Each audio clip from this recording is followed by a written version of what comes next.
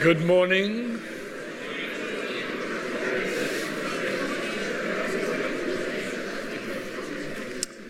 Good morning. I always feel very guilty about interrupting your animated conversation.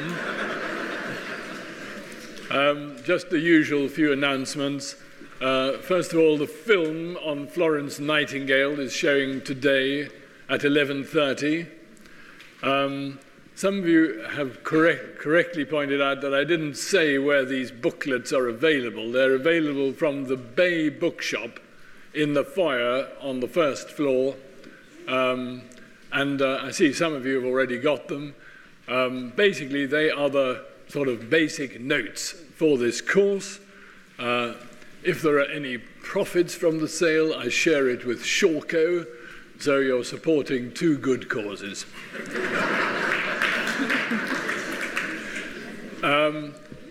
I hope today that you all got the handout that you were waiting for and have now realized that it wasn't worth waiting for. Just the usual reminder about mobile phones, please. And we can now go on. Yesterday we had a 90-year or an 80-year period. In theory, today we've only got about 4 years to cover. But of course, in order to explain those 4 years, we've got to go back quite a long way. As I said on Tuesday, the most famous episode in the time of the Romanov rule of the Crimea had nothing really to do with the Crimea at all. And wars often start with some apparently meaningless and unrelated event. And the best known example, of course, is in 1914, when the heir to the Austrian throne was assassinated in Bosnia. 2 months later, the Germans and the French are pounding each other to pulp in trenches in Belgium, 1,000 miles away. You might think at first, it takes a whole hour to explain the relationship of that assassination to the front of the theatre of war. And the Crimean War is another classic example of this disconnect. And the chain of events which led to war sometimes seem to have almost nothing to do with the Crimea. It's difficult to know exactly where to begin, but let's start with the central fact in the story, and that was that in the 19th century, the once mighty Ottoman Empire seemed to be in terminal decline. And there were many reasons for that, which we don't have time to go into now, but the basic reason was that the indigenous Turkish population constituted too small a proportion of the population of the empire. Now, the threat of Ottoman expansion had been, for 5 centuries, the dominant fear in Europe. It shaped the geography and the mental attitudes of Europe. It had been the motivation for 8 crusades. And the Ottomans had penetrated so far that over a century, Vienna was in a state of partial siege. So one might imagine that the imminent collapse of the Ottoman Empire would be a cause for general jubilation. But just when it seemed that the Ottoman Empire might at last be on its way out, and that Christian Europe might get the upper hand, an equally disturbing prospect loomed on the horizon, and that was that if the Ottoman Empire disintegrated, might the main beneficiary be the already too fast expanding new Russian Empire? And nobody wanted that. And you can see on the slide here the Russian expansion that took place in the reign of Catherine II. And that's, of course, it doesn't show the expansion all the way across to the Pacific Ocean and the other expansions, but these expansions were particularly significant because the areas that were acquired under Catherine were much more developed, more densely populated, more productive than the areas in the east. Now, the situation in the Ottoman Empire offered the Russians two very tempting opportunities. One was the colossal prize of Constantinople, which was not only Europe's largest city, but a gateway to the warm water ports of the Mediterranean. The other was the presence in the Ottoman Empire of millions of fellow Slavs, mostly Orthodox Christians, who could provide the Russians with a sort of Trojan horse to breach the defenses of the empire. Now, the fact that Russia, or put it this way, Russia's interest in protecting the fellow Slavs had long been a cause of concern to Western Europe. And here is a cartoon published in 1790 showing Catherine stepping from Russia on her right foot, the one on our left-hand side. One, as it says, an imperial stride takes her to Constantinople. And that's what everybody feared was the real motive behind Russian politics. And when Napoleon and Tsar Alexander I made their famous alliance in 1807, one of the bonding factors had been the possibility of French support for Russian ambitions on Constantinople. And 2 years later, when Napoleon bluntly told the Tsar that European public opinion would not support any Russian advance on Constantinople, it was one of the reasons why the Franco-Russian alliance cooled so quickly and led to war and Napoleon's famously disastrous invasion. However, 30 years later, and this is all very topical because the same situation has arisen hundreds of times in the 20th and now in the 21st century.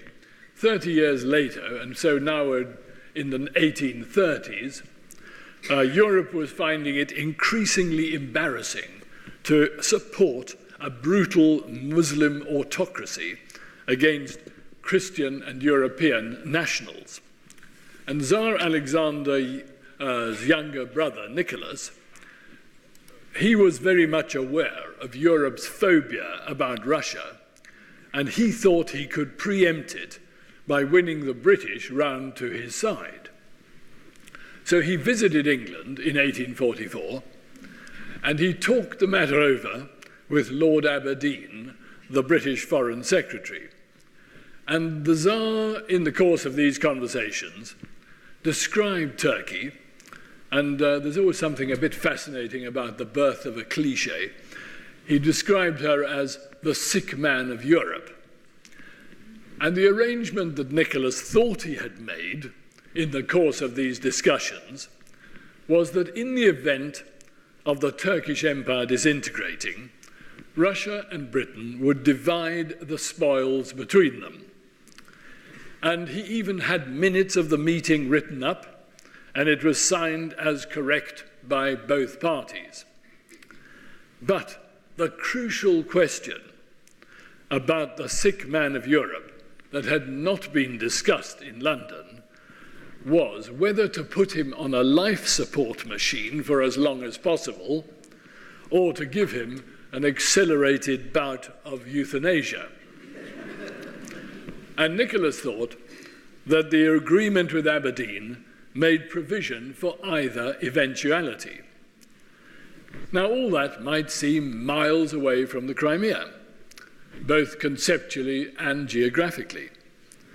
But now we're going to move an even likelier distance away. Since the 13th century, most of the great Christian sites in the Holy Land had been firmly under Ottoman Turkish rule, which of course was the reason for launching those 8 crusades. And one of these holy sites was the so-called Church of the Nativity in Bethlehem. And that, of course, was not where Christ was actually born, but supposedly built over the site of the stable. Some of you may have seen it. And originally, the keys to this church had been held by an order of Catholic monks, and Catholics made up, of course, the majority, almost the whole majority of the Crusaders. But since that time, at least 90% of the pilgrims to the Holy Lands had been Greek or Russian Orthodox Christians, as you'd expect. And 200 years earlier, in other words, in about 1600, the custody of these keys had passed into the hands of Orthodox monks. Don't sound very close to the Crimea yet. And 200 years later, now we've got to 1850, the Catholic monks were still smarting at this defeat. Europeans have long memories. And when Napoleon's nephew, Louis Napoleon, was elected president of the French Republic in 1848, the Catholics sensed an opportunity to reverse their fortunes. And they petitioned Louis Napoleon, as he then was. 4 years later, he becomes Emperor Napoleon III. But in 1848, he was still president. They petitioned Louis Napoleon to put pressure on the Ottoman Sultan to restore their custody of the keys. And Louis Napoleon, who was keen to win the support of the French Catholics, thought this a reasonable request, and he took it up with the Sultan, and the Sultan needed French support, and so he complied. Well, so far, so good. Or you might think, so what? The custody of the keys to a church in Bethlehem changes hands. What's this got to do with war in the Crimea? Well, when the Tsar heard of the Sultan's capitulation, he was incandescent on two counts. One was that as the self-appointed champion of legitimate monarchy in Europe, he had a violent and instinctive mistrust of any Bonaparte. He thought it was the inevitable prelude to another generation of revolutionary wars. And this became worse when Napoleon became emperor in 1852. Nicholas announced that he would not call him mon frère, as emperors are supposed to do, but instead would call him mon ami. To which Napoleon replied that he was quite content with that, because although one could not choose one's family, one could choose one's friends.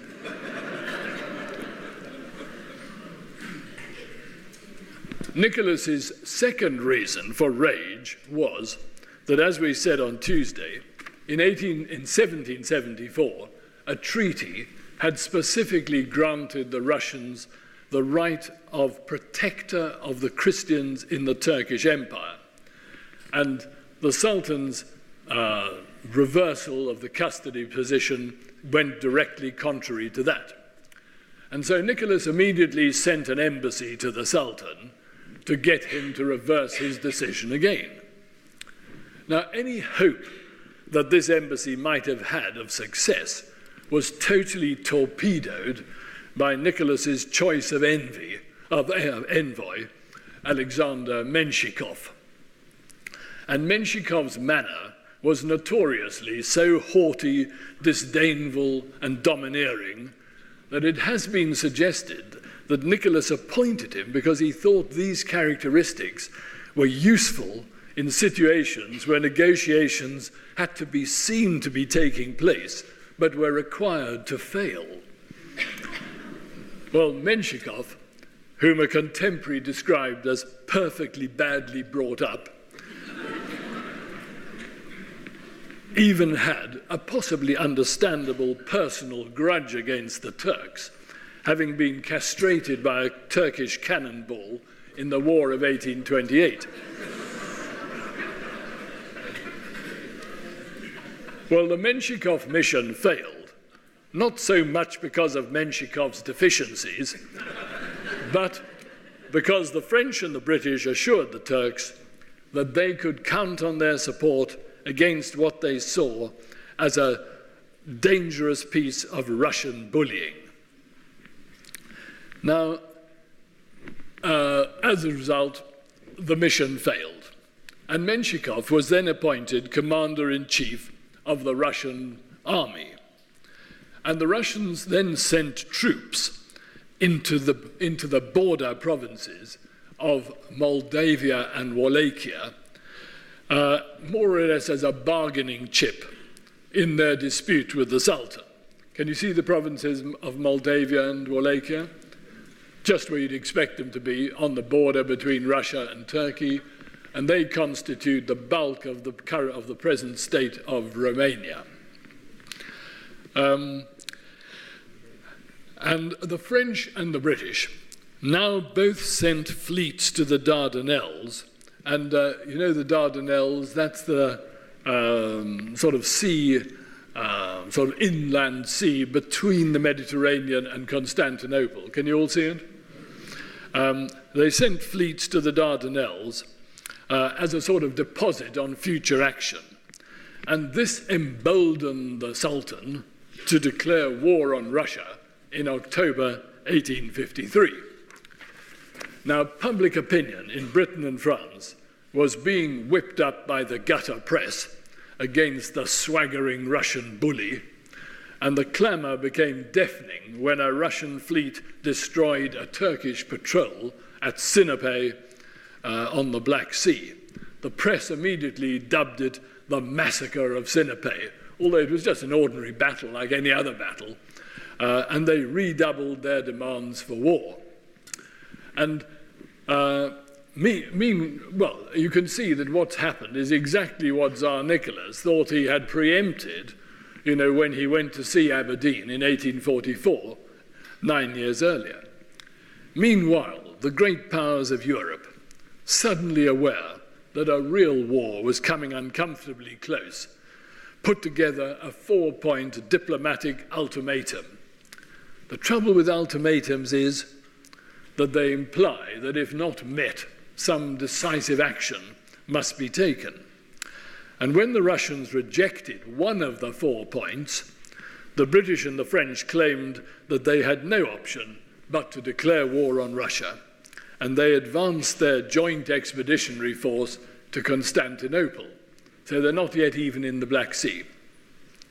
Meanwhile, the war had not gone well for the Russians in Wallachia, where the sick man of Europe was showing surprisingly good health. And faced with the prospect of increased opposition, the Russians withdrew from the Turkish provinces. So the Russians are now have withdrawn from Moldavia and Wallachia. And so by the time the Allied forces reach the war zone, there's no war left to fight. However, war fever in France and Britain had now reached such a pitch that both the French and the British felt that having geared themselves up that far to fight a war, it would be embarrassing to return without having done any fighting.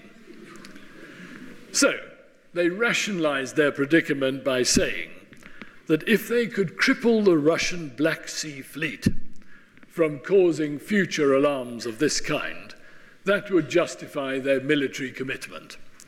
All they really needed was just one quick military or diplomatic victory, which would be enough to save face and allow them to go home. So, the British High Sea Fleet, High Command, and you can see where they are, they're on the western coast of the Black Sea, they now more or less went on a sort of Black Sea cruise, looking for a good place to start a war. And they came so close to the shore many times that they were clearly visible to local farmers and fishermen who waved a friendly hand, and they waved back. Even so, a slick operation might have had the merit of taking the Russians by surprise. However, they settled on a spot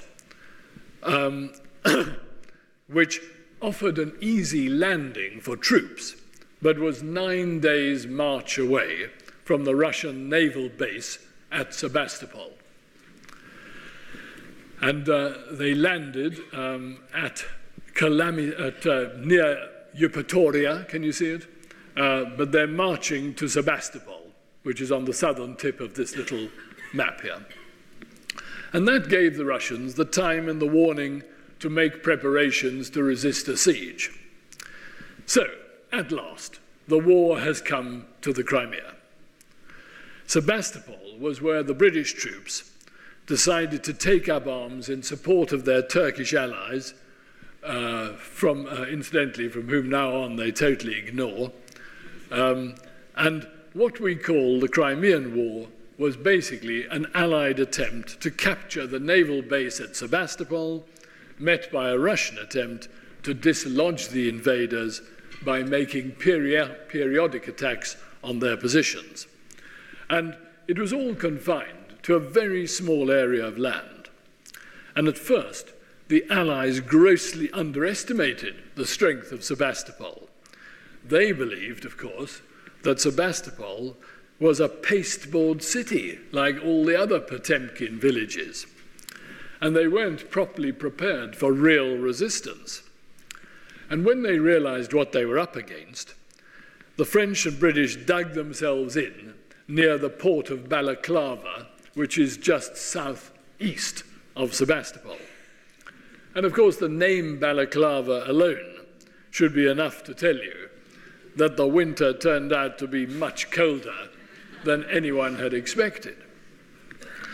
And the hero of the Russian side was a 36-year-old military engineer of Baltic German descent called Eduard Todleben, who realized immediately that although Sebastopol was well defended on the seaward side, there were virtually no defenses on the land side. And he made good that deficiency.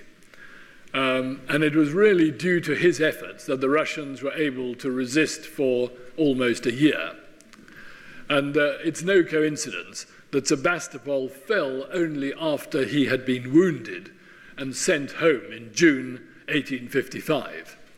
And many years later, his contribution was properly recognized when he was buried in Sebastopol, although he died, in fact, 1,000 miles away. Now, ordinarily, you'd expect a country fighting on home territory to have an almost insuperable advantage. However, in the Crimea, the reverse was almost the case.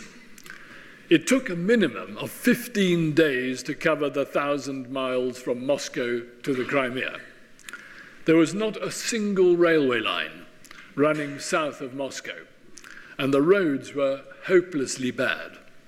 On the other hand, the Allies could supply and reinforce their troops by sea, and many of the High Command never left the comfort of their yachts for the whole campaign. And what has become the most famous incident in the war took place during a Russian attempt to attack the British base at Balaclava. And the attack went badly, as almost all the attacks in the war did, and the British commander ordered the light cavalry to harass a retreating Russian artillery brigade. However, the orders were misunderstood, and instead they made a full frontal charge against a totally different battery in a strong defensive position. And of the 600 members of this division, in a matter of 6 or 7 minutes, 278 were either killed or wounded. And this is an incident that's been depicted dozens of times in different ways. And so 278 people died. Well, similar incidents happen all the time in warfare, and usually the public never get to know about them. However, the Crimean War was different in that it was possibly the first to have been covered by professional war correspondents. And the most famous of these was the correspondent for the London Times, William Russell. One British general described him as a vulgar, low Irishman who has the gift of the gab, sings a good song, drinks everyone's brandy, smokes as many cigars as he is offered, just the sort of chap to get information, particularly out of youngsters. Well, luckily, journalists are not like that these days. And Russell was quite rightly so critical of the mismanagement of the war that the British commander-in-chief wanted to have him tried for treason. And Russell wrote a scathing report on the disaster that befell the Light Brigade, and 6 weeks later, the poet laureate, Alfred Tennyson, read his report, and according to his son Lionel, who later incidentally captained England at cricket, in a matter of minutes wrote the poem The Charge of the Light Brigade on the back of an envelope. And it's become, of course, one of the best-known poems in the English language. Here's Lionel Tennyson, the son of the poet laureate, in his days as England cricket captain, and here is his rather better-known father, Alfred. And the poem, of course, I'm not going to recite it all, but there's not to reason why, there's but to do and die. Into the valley of death rode the 600. When can their glory fade? Oh, the wild charge they made. All the world wondered. Honour the charge they made, honour the Light Brigade, noble 600. Indeed, as the poem went on to say, someone had blundered. Now, many of you will have read Cecil Woodham Smith's book, The Reason Why, which takes its name, of course, from the first line of that poem. That's a wonderful account. If you haven't read it, strongly recommended. Another marvellous book on this is Flashman at the Charge. Flashman is one of my favourite historical characters. Do you all know who Flashman is? He's the bully in Tom Brown's School Days who's expelled eventually for getting beastly drunk. And he goes into the army, and by a series of amazing flukes and coincidences, although a shameless coward and philanderer, he manages to emerge as a great hero, usually because he's fornicating somewhere when the battle's at its height and therefore escapes annihilation or whatever. And they're all based very, very accurately on real historical incidents. I mean, they're beautifully researched and they're terribly funny. And I think the best of all the books of the Flashman series was the one about the charge of the Light Brigade, Flashman at the Charge. Anyway, the only reason why the staggering British bungling did not pay the price it deserved was because all the other parties were equally incompetent. Now, the British commander, Lord Raglan, had made his name, or made his career, you might say, as the Duke of Wellington's right-hand man. That's not a good description because he'd lost...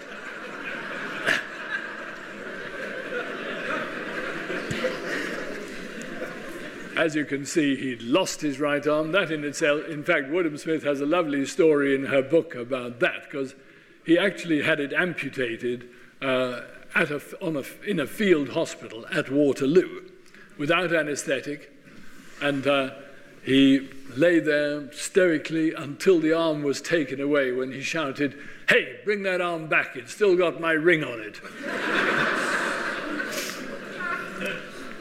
And so much of Raglan's career had been spent fighting the French that, much to everyone's embarrassment, he frequently referred to the enemy in the Crimea as the French.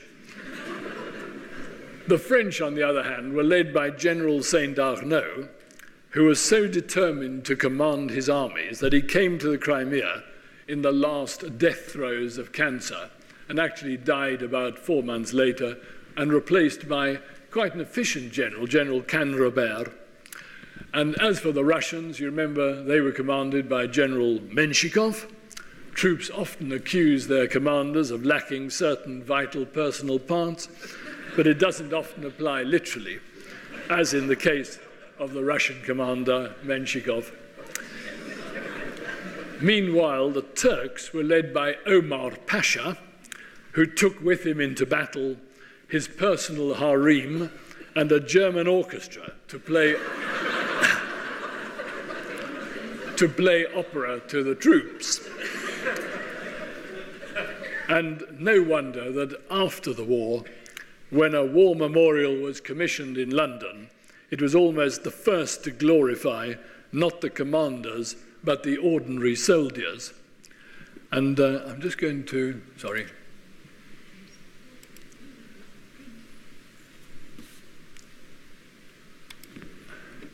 This is, I don't know whether any of you saw the film, The Charge of the Light Brigade. It wasn't possible to put it on as a feature during the summer school because it takes too long. But I'm just going to show you a short clip of it, which might seem like caricature, but it's true. It's pretty documentary, actually.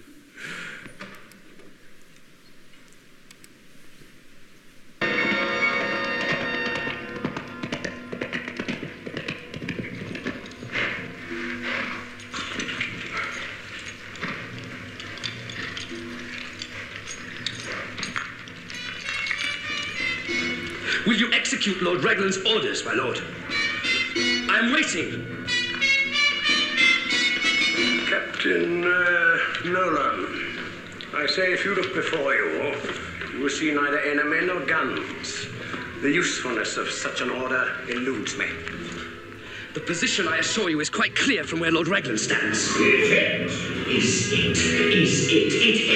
Lord Raglan's orders are that the cavalry should attack immediately! Attack, sir! Attack! Attack what? Attack where? Guns, Mr. Nolan! There, my lord! There is your enemy! There are your guns!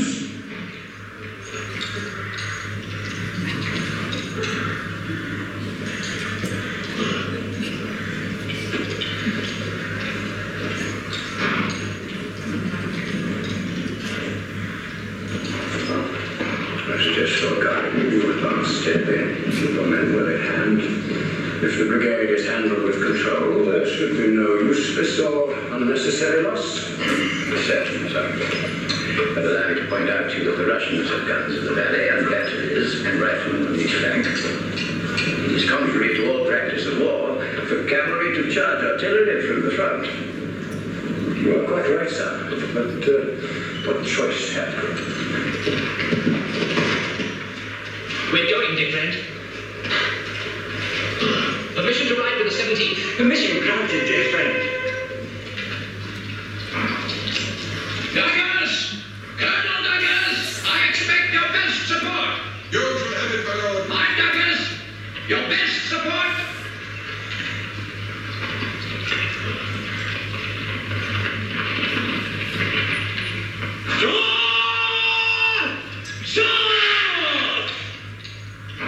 At last.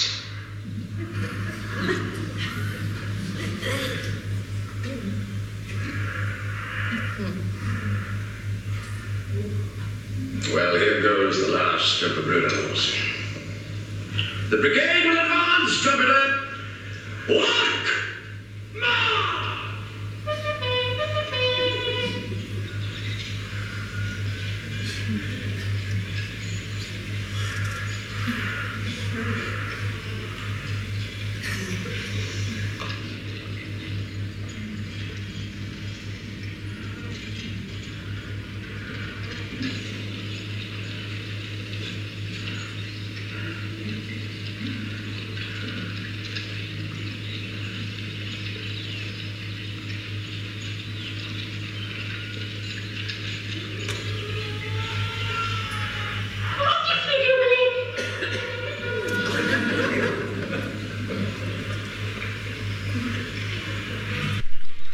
She's one of the spectators who come to watch the battle from the heights above it.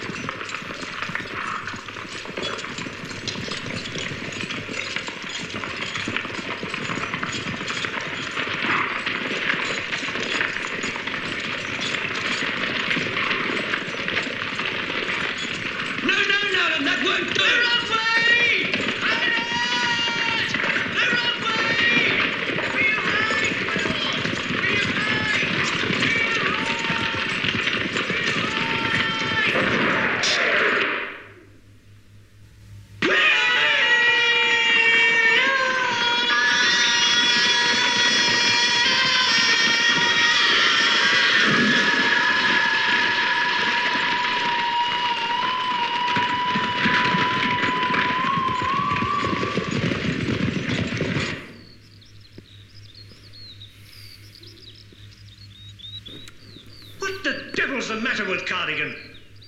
Outflank those guns now, damn you, not charge them. He's turning into the wrong valley. That's Lord Raglan. Navadi! Navadi! Navadi! Ognia!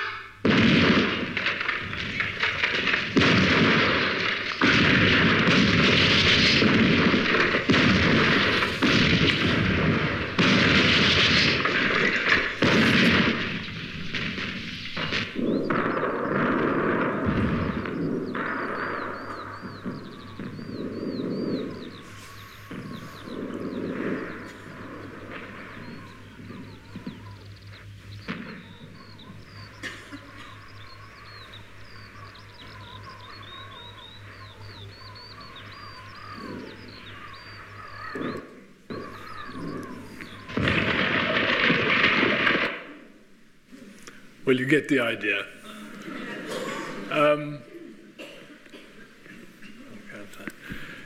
Yeah, I mean, it's not caricature. It's pretty documentary, as I say. And the British generals really were, the communication between them was as ineffective as incompetent. And in the Flashman book, Flashman plays the part of Captain Nolan, you remember, who tried to warn Cardigan that he was going down the wrong valley when he suddenly realized where his orders had led him to. But of course in Flashman, Flashman doesn't get killed, he gets rescued by a Turkish lady, and the story increases after that. Well, as I say, the commanders were so incompetent that no wonder that after the war, when a war memorial was commissioned in London, it was the first war memorial which glorified not the commanders of the armies, but the ordinary soldiers. However, as well as incompetent leadership, the war also threw up some astonishing initiatives. And the interesting thing about all these initiatives is that they were all private, unofficial initiatives. And in most cases, the army discouraged them or even opposed them, and only adopted them after they had proved their worth. Now, the most famous of these is probably the improvements in medical care for soldiers, which resulted from the work of Florence Nightingale. Now, Florence Nightingale, reformers are often not easy people, and Florence was no exception. And she ranted against the limitations of her gender. She said that if given the choice between being a woman or a galley slave, she would choose the freedom of the galleys. And she got things done by not taking no for an answer.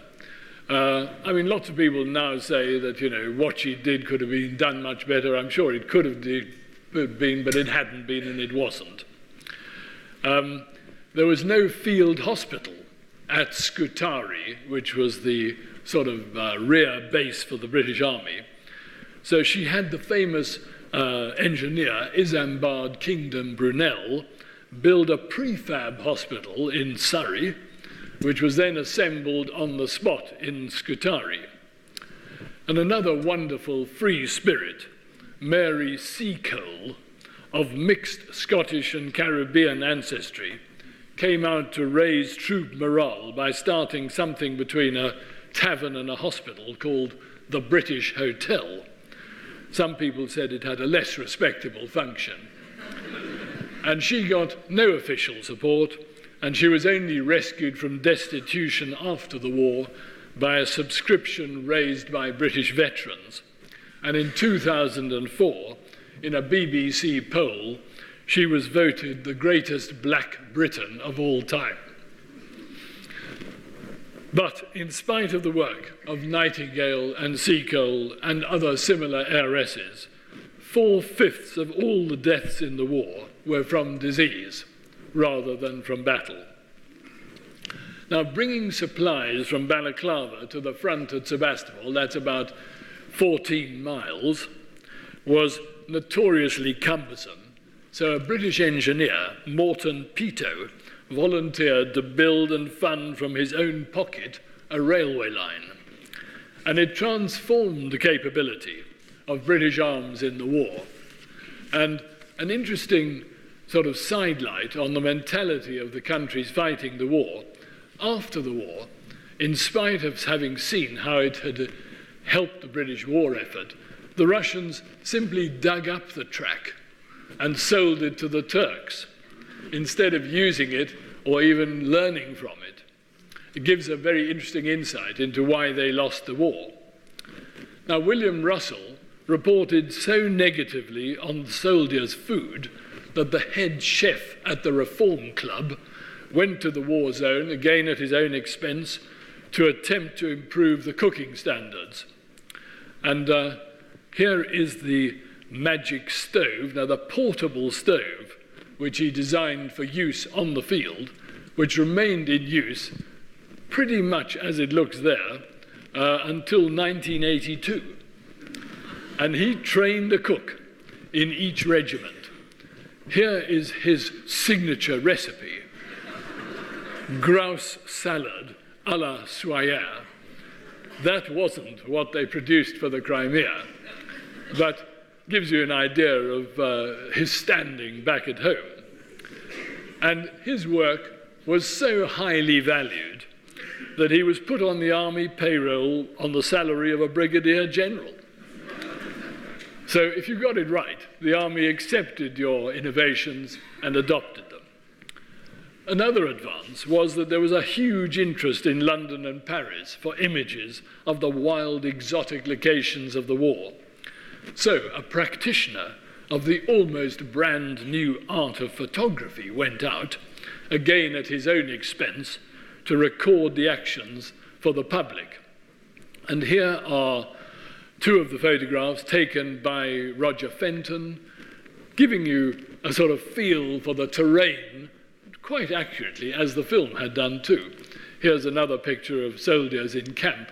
And of course, photography being, we're now talking about 1855, photography was really in its first 5 years. He could only take subjects which were stationary. I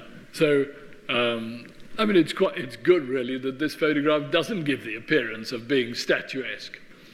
And he returned from the Crimea with the first war photographs. And they were exhibited at Thomas Agnew's gallery in Bond Street, London, which is still in the same business today. And as I said a moment ago, almost all the great advances of the Crimean War were the result of enterprising private initiatives. However, to return to the actual fighting, the longer the war went on, the less the gains seemed worth the costs. It was more and more difficult to justify to the public why they were fighting in the Crimea and what they hoped to achieve from it. Trench warfare led to what doctors then called trench fatigue. Later generations would know it as shell shock or post-traumatic stress disorder. And someone who made his name during the war, as I said on Tuesday, was a 28-year-old junior officer called Leo Tolstoy, who specifically requested a transfer to the Crimea to see for himself the horrors of war. And when you go to the site at Balaclava, there's something called the Tolstoy Battery, where you can see where he actually stood.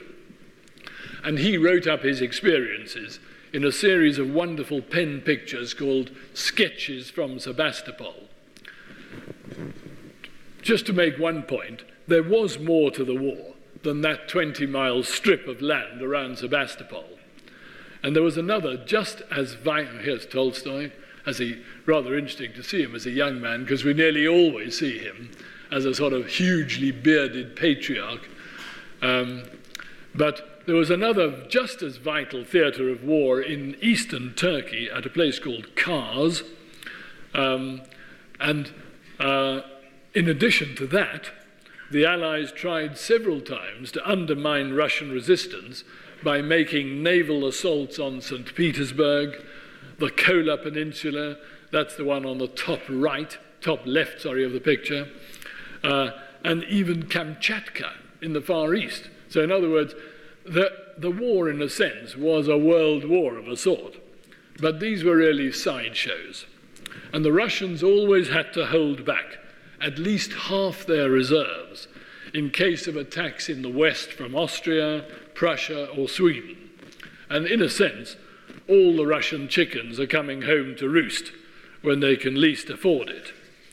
And the war aims of the participants begin to change.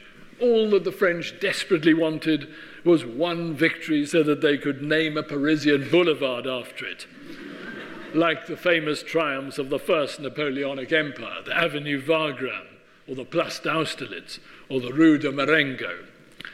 On the other hand, British attitudes hardened when the hawkish Lord Palmerston became Prime Minister in 1855.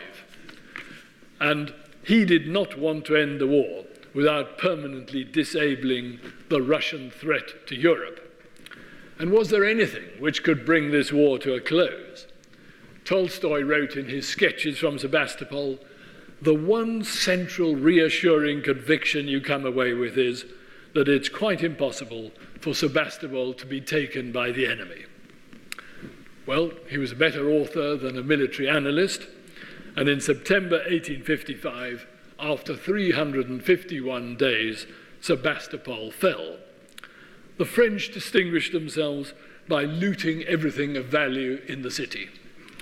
The British distinguished themselves by getting paralytically drunk. 4,000 soldiers were court-martialed for drunkenness without any obvious effect, in spite of being docked a month's pay and sentenced to 50 lashes. The French immediately renamed the Boulevard Central in Paris Boulevard Sebastopol, which is what it is still called today. Mission accomplished, George Bush would have said. It was such an exciting moment that 7 towns in America and Australia were immediately named after it, Sebastopol. But the military significance of the fall of Sebastopol was counterbalanced by the Russian success at Kars. So here you see the Boulevard Sebastopol, just to illustrate that point. Russia actually now occupied more land than she had at the start of the war. Now, in 1855, Tsar Nicholas I died.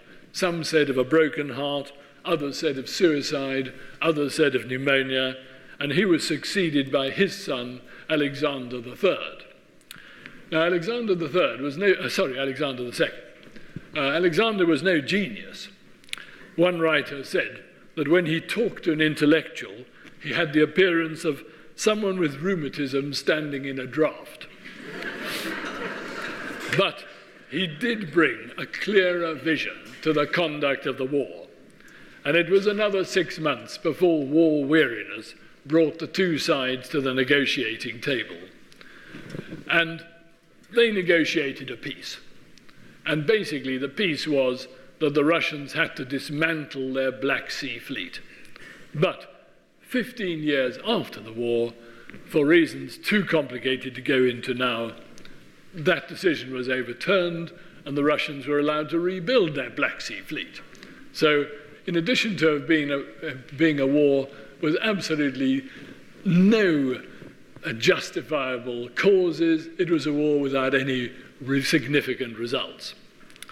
The 351-day siege had left the beautiful city of Sebastopol in ruins. Sebastopol, incidentally, means venerable city in Greek, but it's not venerable at all, and it was never Greek. When Catherine the Great founded it in 1783, she wanted to give it a name which stressed the Crimea's Greek origins rather than its previous Muslim occupants. The Russians immediately began rebuilding it in 1871 on as closely as possible to Catherine's original plans, and by 1890 it was once again a showcase of Russian architecture and naval power. However, some towns are just too important to be left in peace. So let's go forward to the second year of World War II.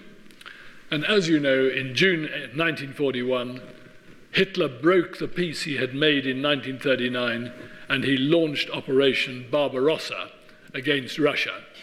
I presume you all know that.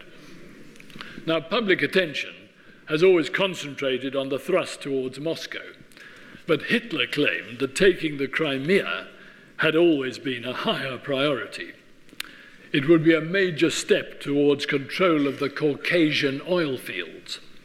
It would also prevent the Soviets from using the Crimea as an aircraft base against the Romanian oil fields, which were the only ones that the Germans could guarantee control of.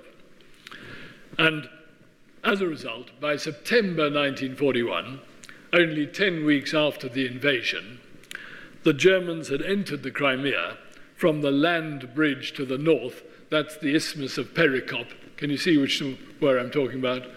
And that's the only viable land bridge to the Crimea. And a month later, they were in occupation of the whole peninsula, except for the area around the city of Sebastopol. Now, the Nazis had military and aerial superiority on a ratio of 3 to 1. The Russians could not afford to divert a single man from the defense of Moscow and Leningrad, and it looked as though another triumph for the Blitzkrieg was in the offing. Sure enough, Sebastopol did fall, but not until 245 days later. And the Russians mounted a heroic defense, so much so that the Germans eventually resorted to bringing in Schwerer Gustav, literally heavy Gustav, the largest railway gun ever built specifically to batter through the Maginot Line in France. It could fire concrete piercing shells weighing 7 tons over a distance of 25 miles.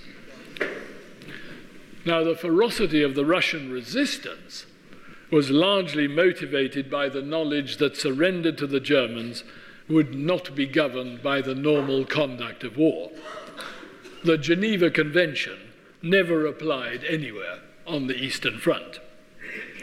With almost no access to replenishing their supplies or ammunition, the Russians resorted to fighting hand to hand. And when the city finally fell, once again, it had been totally reduced to ruins.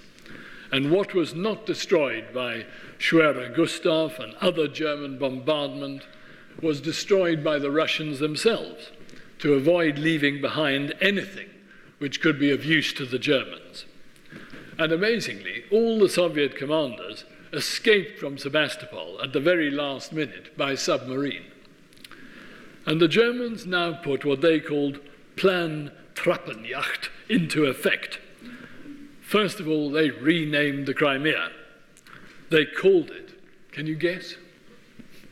Gothenland, after the original Ostrogoths, you remember, who'd settled there in the 5th century and whom the Germans claimed were the rightful owners of the Crimea. You might think they had more urgent things to do in wartime, but they immediately began excavating the Ostrogothic archaeological sites. Simferopol, the capital, was renamed Gothenburg. Sebastopol became Theodorichshafen. They rounded up almost all the Crimean Jews, and they liquidated them so efficiently that the Crimea became, after Estonia, the second Judenfrei territory under Nazi rule.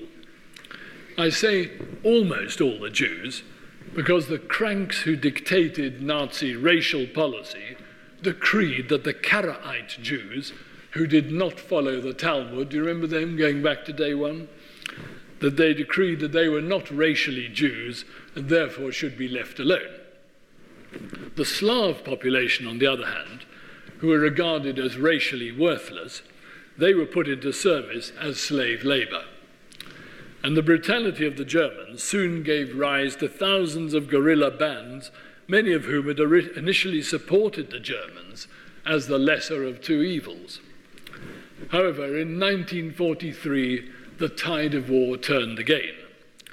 And in January, the German 6th Army, you may remember, January 43, the German 6th Army surrendered at Stalingrad.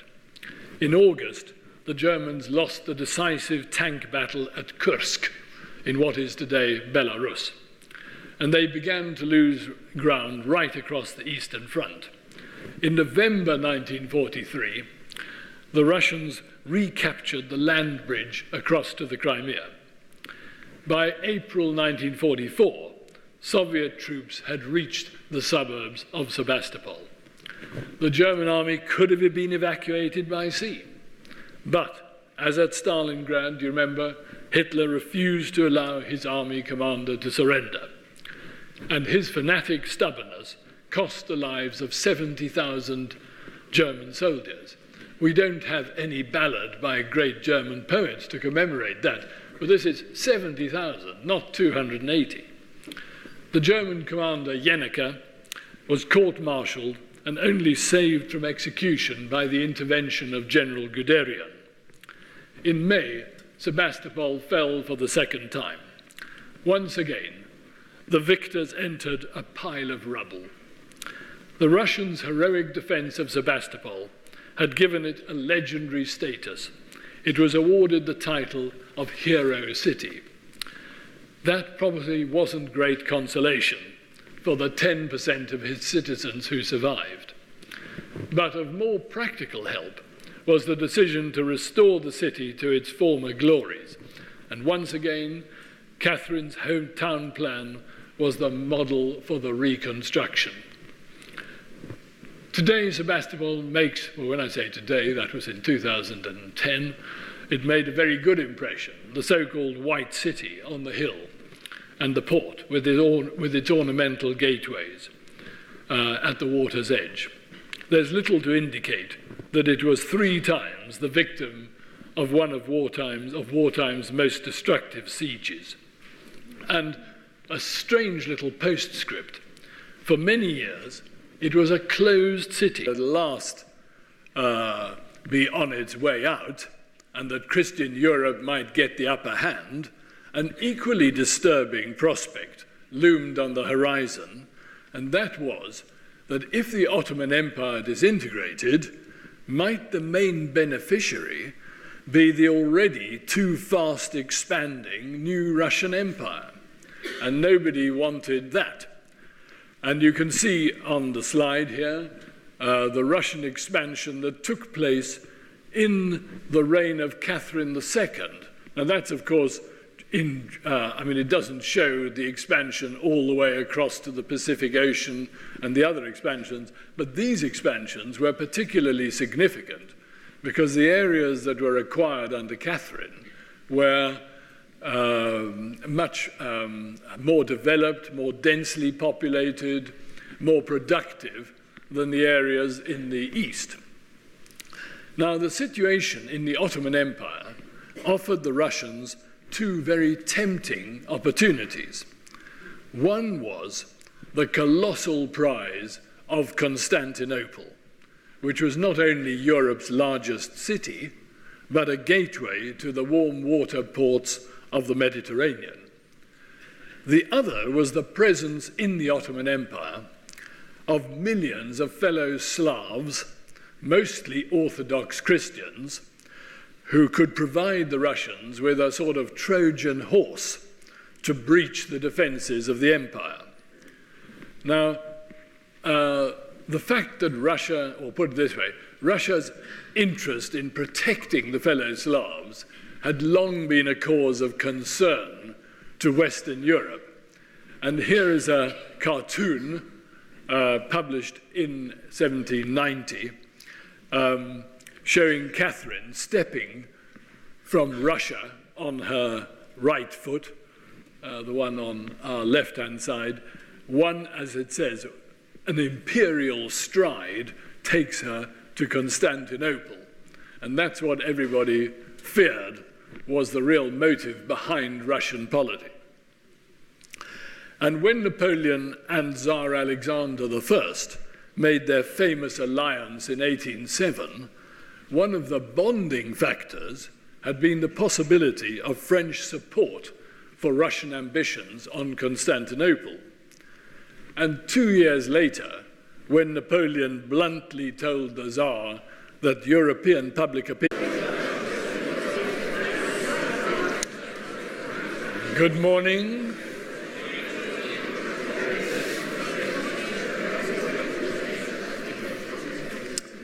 Good morning. I always feel very guilty about interrupting your animated conversation. Just the usual few announcements. First of all, the film on Florence Nightingale is showing today at 11:30. Some of you have correctly pointed out that I didn't say where these booklets are available. They're available from the Bay Bookshop in the foyer on the first floor. I see some of you have already got them. Basically, they are the sort of basic notes for this course. If there are any profits from the sale, I share it with Shawco, so you're supporting two good causes.